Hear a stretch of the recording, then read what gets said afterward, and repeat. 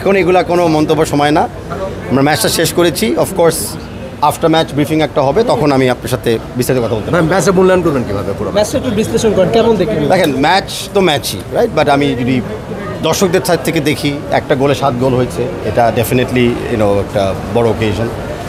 বাংলাদেশের মেন্টালিটি 3-1 থেকে পিছিয়ে থাকার থেকে আবার রিটার্ন লেগ করা 3-3, এটাও একটা বড় ইমপ্রুভমেন্ট মেন্টালি।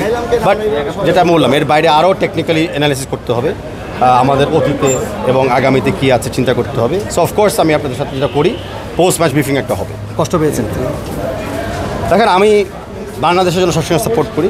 আমি যখন বাংলাদেশ অফকোর্স হারলে আমি একটু ব্যথিত হই, কিন্তু আমি বাংলাদেশের উপর বিশ্বাস করি। অ্যান্ড এই দল যে পারফরমেন্স দিয়েছে, আমি ডেফিনেটলি প্রাউড ফিল করতে হবে।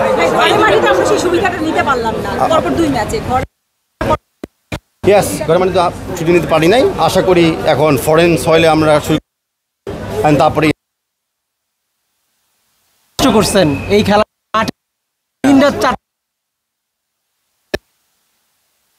যেটা হামজাও বলেছে, কম্পিটিশন আয়োজনের একই জিনিস। এখানে মিডিয়া ভাই যত আছে, প্লেয়ারদেরও আছে, কোচিং স্টাফ, বিএফএফ এর স্টাফ এবং বিশেষ করে আমাদের দর্শক যারা। ভাই, কোন গোলটাতে সবচেয়ে বেশি আনন্দ পেয়েছেন? বাংলাদেশের কোন গোলটা? খুবই এম্বারাসিং। আমি বিভিন্ন কাজ করতে যাই, আমি সব গোলগুলো দেখতে পারি না।